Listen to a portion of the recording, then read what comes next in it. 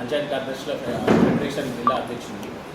గత 2-3 రోజుల నుంచి పంచాయతీ కార్యదర్శులకు ఏది ఫేక్ అటెండెన్స్ సంబంధించి మరియు బయోమెట్రిక్ సంబంధించి జరుగుతున్న సిచ్యువేషన్స్ కానీ మరియు సగటు పంచాయతీ కార్యదర్శి ఎదుర్కొంటున్న సమస్యల గురించి వీళ్ళ పరిణామాల గురించి మాట్లాడడానికి సమావేశం ఏర్పాటు చేయడం జరిగింది. ఇటు సమావేశానికి ఇచ్చేసిన మా తోటి కార్యదర్శులకు, మీడియా మిత్రులకు అందరికీ నమస్కారం. అయితే మన శుక్రవారం నాడు మన గౌరవ కలెక్టర్ గారు సస్పెండ్ దుగ్గారం మండల చంద్రపల్లి సెక్రటరీని ఫేక్ అటెండెన్స్ ఇచ్చారని సస్పెండ్ చేయడం జరిగింది.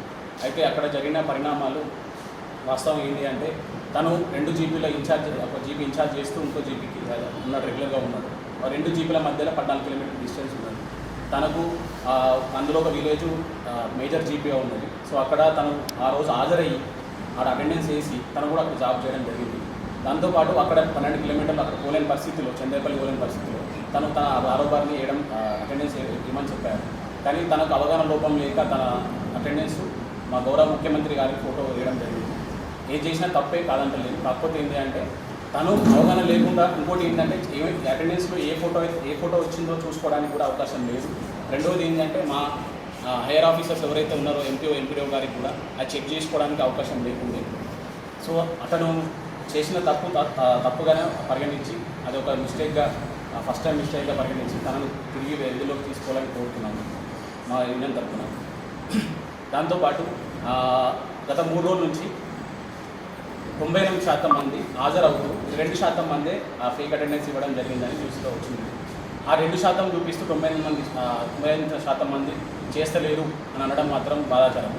ఎందుకు అంటే, ఇప్పుడు దాదాపు ప్రతి వరకు గ్రామ పంచాయతీ లెవెల్లో అన్ని సర్వేలు, అంటే కేంద్ర రాష్ట్ర ప్రభుత్వ సర్వేలు, ఇందిరమ్మ కానీ, పిఎం ఆవాస్ యోజన కానీ, తర్వాత SHG అంటే స్వచ్ఛ సర్వేక్షణ్ గ్రామీణ సర్వే కానీ, PA అనే నేషనల్ పంచాయతీ అవార్డ్స్ కానీ, రేషన్ కార్డ్ సర్వే కానీ, దాదాపు మన జిల్లాలో 17,000 నుంచి 20,000 రేషన్ కార్డులు ఇవ్వడం జరిగింది. అందులో కూడా మేము పంచాయతీ కార్యదర్శి గత డిసెంబర్లో సర్వే చేయడం జరిగింది.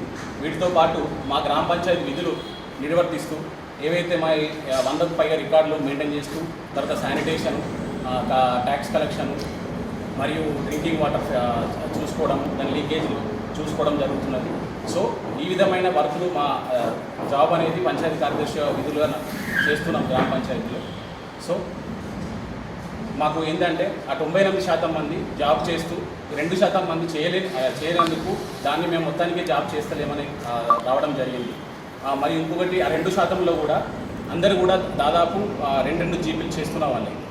ఒక జీపీలో అటెండెన్స్ వేసి ఇంకో జీపీలో వేయాలంటే కూడా కొంత ఇబ్బంది ఉంటుంది. ఎందుకంటే దగ్గర ఉంటాయి జీపీలు, దూరం ఉంటాయి. కొన్ని వేరే ఏజెన్సీ ఏరియాలు అయితే కొంచెం ఈ వరదల వల్ల, మాన్సూన్ వల్ల దాటడం కానీ రావడం కానీ ఇబ్బంది అవుతుంది.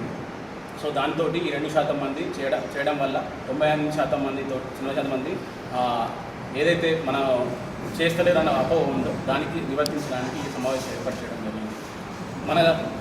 ఇంకొకటి ఏంటిదంటే, దాదాపు 19 ఏళ్ల నుంచి గ్రామ పంచాయతీలో సర్పంచ్ లేక కార్యదర్శి నిధులు ఖర్చు పెడుతున్నాడు. కానీ ఎటువంటి మాకు ఇంతవరకు ఏ ఫండ్, స్టేట్ ఫండ్ కావచ్చు, సెంట్రల్ ఫండ్ కావచ్చు రాలేదు.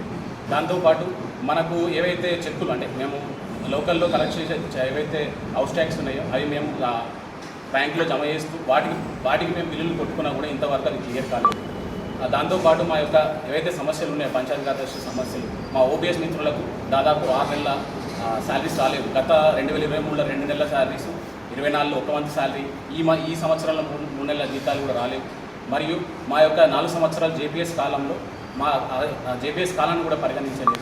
సో ఇలా మరియు మా యొక్క సీనియర్స్, అంటే మా యొక్క సీనియర్లకు కూడా ఇంతవరకు ప్రమోషన్స్ కూడా లేవు.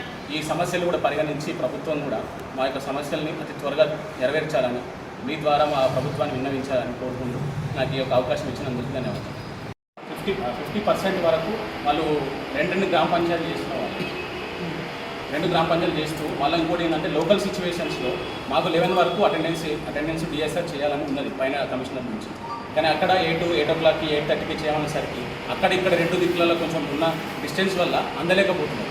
సో అక్కడ వాళ్ళు అటెండెన్స్ చేయడంలో ఇబ్బంది, అట్లా కొంచెం మిస్టేక్ జరిగింది. సో ఇందులో కూడా మీరు అన్నట్టు 50 to 60% మెంబర్స్ 2 జీపీలు చేస్తున్న వాళ్ళు. మన జిల్లాలో దాదాపు 33 ఇన్ఛార్జీలు ఉన్నారు, 33 జీపీలకు ఇన్ఛార్జీలు ఉన్నారు. సో అందుకే దానికి కూడా మొదటి తప్పుగా భావిస్తూ క్షమించాలని మేము గౌరవ DPO గారిని, కలెక్టర్ గారిని ఇవ్వడం జరిగింది. సో దాంతోపాటు మా యొక్క మిత్రుడిని కూడా తిరిగి విధుల్లోకి చేర్చుకోవాలని మేము కూడా రిక్వెస్ట్ చేయడం జరిగింది. ఇంకోటి గత నెల జూలై 2 తారీఖు నాడు తను విధులు నిర్వర్తిస్తున్నట్టు అక్కడ ఇది సిరికొండ శానిటేషన్ ఇది ఫస్ట్ నాడు అతను వచ్చి హాజరై ఆ గ్రామ పంచాయతీలో విధులు నిర్వర్తించి శానిటేషన్ చేయించారు. 2 తారీఖు నాడు తను ఫ్లోరినేషన్ అంటే డ్రైడే ఫ్రైడే టైప్గా ఫ్లోరినేషన్ కూడా చేయడం జరిగింది. అంటే విధిలోకి హాజరయ్యాడు. కాకుండా ఏంటంటే అతను రాలేని పరిస్థితుల్లో అది పెద్ద జీపీ అవుడికి అక్కడ కొన్ని సమస్యలు ఇప్పుడు మాన్సూన్ సీజన్ కాబట్టి తను రెక్టిఫై చేస్తున్న సందర్భంలో అటెండెన్స్ 8 o'clock వరకు వేయాలని ఒక నిబంధన ఉన్నడికి అతను తన కారోబార్కి ఇచ్చుడికి తను కూడా అది అవగాహన లేక గౌరవ సీఎం గారి ఫోటో తీయడం జరిగింది. సరే తప్పు ఏదైనా తప్పే, దాన్ని మా నుంచి మేము ఒప్పుకుంటున్నాం. దాన్ని ఒక మొదటి తప్పుగా భావిస్తూ తనని తిరిగి విధుల్లోకి చేర్చుకోవాలని మా సంఘం తరఫున గౌరవ కలెక్టర్ గారిని టీపీఓ గారిని చెబుతున్నాం. పంచాయతీలు ఉన్నాయో సో ఆ 2 గ్రామ పంచాయతీలు ఒకటే టైంలో హాజరయ్యడం అనేది ఇంపాసిబుల్ కాబట్టి ఒక గ్రామ పంచాయతీకి అంటే నేనైతే రెగ్యులర్గా ఉంటాడో ఆ గ్రామ పంచాయతీకి హాజరేస్తూ 2వ గ్రామ పంచాయతీకి ఆన్ లీవ్ అనే ఆప్షన్ ఇవ్వాలని మేము కూడా మా తరఫు నుంచి అంటే మా సంఘం తరఫు నుంచి గౌరవ ఇక్కడ మన టీపీఓ గారికి కలెక్టర్ గారికి మరి రాష్ట్ర సంఘం తరఫున గౌరవ డైరెక్టర్ గారికి హెచ్ఓడి గారికి మరియు మినిస్టర్ గారికి కూడా ప్రతి పత్రం ఇస్తాం. ఇప్పుడు మీరు అన్నట్టు ఖాళీ చైర్లు ఇతర వస్తువులు మా యాప్లో తీసుకోలేదు. కంపల్సరీ ఒక వ్యక్తి ఫేస్ డిటెక్షన్ చేయాలి. అదొక అందులో ఉన్నది యాప్లో. సో కాబట్టి చైర్లు కానీ ఇతర ఏవి కానీ తీసుకోలేదు, కేవలం ఫేస్ మాత్రమే తీసుకుంటుంది. సో మీరు అన్నట్టు శానిటేషన్ అనేది ఇంపార్టెంట్ మాన్సూన్ సీజన్ కాబట్టి సో అది కూడా మేము అన్నట్టు ఫ్రైడే ట్యూస్డే చేసుకుంటూ దాంతోపాటు శానిటేషన్ పరంగా మెటీరియల్ ఏమైనా ఉన్న అవసరం ఉన్న మా సొంత నిధులు అంటే మా యొక్క జీతమే కావచ్చు బయట అప్పు చేసి కూడా చేయడం జరుగుతున్నది. దాంతోపాటు రివర్ సర్వేలు వాళ్ళకి సహకరిస్తాం. అంటే మా డిపార్ట్మెంట్ పనుల కంటే ఇతర డిపార్ట్మెంట్ పనులు కూడా కలుపుకొని మేము గ్రామ పంచాయతీ లెవెల్లో రాష్ట్రానికి మంచి పేరు రావడానికి కృషి చేస్తున్నాము మేము. సో ఈవెన్ వాస్తవం చెప్పాలంటే 19 నెలల నుంచో ఏ ఫండు లేదు. రాష్ట్రం కావచ్చు కేంద్రం కావచ్చు, కేంద్రమైన మన స్థానిక సంస్థల ఎలక్షన్ జరుగుతూనే మనకు నిధులు వస్తాయని చెప్పడం జరిగింది. సో ఆ నిధులు రాకుండా మేము ఒకవేళ వసూలు చేసిన ట్యాక్సెస్ రిమిటెన్స్ చేసిన తర్వాత కూడా మేము చెక్కులు చేసుకుంటే అది ఇప్పటివరకు కూడా దాదాపు సంవత్సరం నుంచి అవి మాకు పాస్ అవ్వడం లేదు. సో దాంతో మాకు కూడా ఇబ్బంది ఉన్నా ఎందుకంటే గత ప్రభుత్వం నుంచి ఇప్పటివరకు కూడా దాదాపు మా కార్యదర్శుల ద్వారా 100 అవార్డులు నేషనల్ అవార్డులు రావడం జరిగింది. సో అదేవిధంగా ఈ ప్రభుత్వంలో కూడా మంచి అంటే ప్రభుత్వాన్ని కూడా ఆ ప్రభుత్వానికి ప్రజలకు అనుసంధానంతో ఉంటూ అంటే ఏవైతే గాంధీజీ చెప్పిరో మనం ఏంటంటే గ్రామాలే మన దేశానికి పట్టుకోమల్లాగా మేము పట్టుకోమల్లాగానే గ్రామాలకు తోడుగా ఉంటున్నాం. సో ఈ మధ్యకాలంలో ఈ 3-4 రోజుల నుంచి జరిగిన దానికి చాలా మాకు బాధ అనిపించింది. ఎందుకు అంటే 1% 2% వాళ్ళు చేసిన దానికి మొత్తానికి డిపార్ట్మెంట్లో ఉన్న వాళ్ళు మొత్తానికి వర్క్ చేయలేదు అన్న కాడికి రావడం వల్ల కొంచెం మాకు బాధ అనిపించింది. సో అందుకే మీ సహకారంతో ఈ సమావేశం ఏర్పాటు జరిగింది. సో మా యొక్క సమస్యలను కూడా మీ ద్వారా ప్రభుత్వానికి తెలియజేసి మాకు సాల్వ్ చేయాలని మనస్ఫూర్తిగా కోరుకుంటున్నాను. ఇక్కడ డిస్టెన్స్ ఎక్కువ ఉంది, ఒక జీపీకి ఒక జీపీ అయితే ఇక్కడ ఏంటంటే 11 o'clock అవకాశం ఇచ్చింది మనం ఏది డిఎస్ఆర్ అటెండెన్స్ పెట్టుకోవడానికి. కానీ లోకల్ సిచ్యువేషన్లో ఏంటంటే కొంత 8-8:30 అనేసరికి అతడు ఆ మేనేజ్ చేయలేని పరిస్థితిలో ఇంకోటి ఏంటంటే పెద్ద గ్రామ పంచాయతీలో మనం వెళ్ళిన తర్వాత కొన్ని ప్రజల సమస్యలు అప్పటికి వచ్చినప్పుడు అక్కడనే మనం స్టాప్ అయిపోయేసరికి మాకు ఇక్కడ ఏమవుతుందంటే రిపోర్ట్ రిఫ్లెక్ట్ అయ్యి ఇంకెందుకు చేస్తలేము అనేసరికి తను అది చేయాలి కంపల్సరీ అని చేయమని చెప్పింది. సో అది మీరు అన్నట్టు ఏదైతే ఇన్ఛార్జ్ జీపీలు ఉన్నాయో మా గౌరవ మినిస్టర్ గారికి కానీ కమిషనర్ గారికి కానీ మా రాష్ట్ర సంఘము వినతి పత్రం ఇచ్చింది. మాకు దయచేసి ఏవైతే ఇన్ఛార్జెస్ ఉన్నాయో దయచేసి మాకు తప్పియండి అని కూడా కోరడం జరిగింది. కానీ వెళ్ళకుండా కారోబార్తో ఫోటోలు దించడం అనేది అంటే మీరు అన్నట్టు అది వాస్తవం. అంటే తప్పు జరిగింది తప్పే. కాకపోతే ఏంటి అంటే తను 8-8:30 వరకు ఇవ్వాలి కాబట్టి తను అక్కడ సిరికొండ నుంచి ఇక్కడికి వచ్చేసరికి టైం అయిపోతుంది. టైం బౌండ్లో అక్కడ జరుగుతున్న బట్టి దాన్ని ఏమన్నాడంటే నువ్వు వెయ్యు, నేను ఇక్కడ నాకు స్టక్ అయిపోయినా, నేను లేకపోతే ఇక్కడ ప్రోగ్రామ్ జరుగుతున్నది, ఇక్కడ ప్రోగ్రామ్ అయిపోయింది, నాకు వేయమంటే తన ఏమంటే తను ఏమన్నా అవగాహన లోపంతో ఏదైనా తీసుకుంటుంది కదా అని అక్కడ గౌరవ ముఖ్యమంత్రి గారి ఫోటో వేయడం జరిగింది.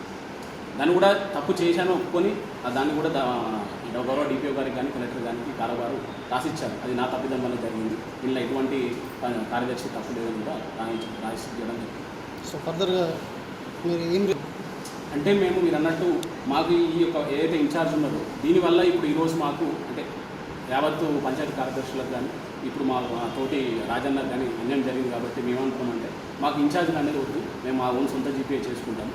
సో దాంతోపాటు ఎంత గవర్నమెంట్ ఈ విషయంలో సీరియస్గా తీసుకుందో మాకు సంబంధించిన సమస్యలు ఏవైతే ఉన్నాయో మా జేపీఎస్ పరంగా 4 సంవత్సరాలు మా ఉపేస్ మిత్రులకు గత బకాయిలు కానీ ప్రస్తుతం ఉన్న జీతాలు కానీ వాళ్ళకి సంబంధించి వాళ్ళని కూడా రెగ్యులర్ చేయాలని మా సీనియర్స్ కూడా అంటే మాకు సీనియర్స్ కలిపి ప్రమోషన్స్ ఇవ్వాలని ఇతర ఇది నిధులు కూడా ఇవ్వాలని గవర్నమెంట్ కూడా త్వరలో ఈ సమస్యలు తీర్చాలని కోరుతున్నాం.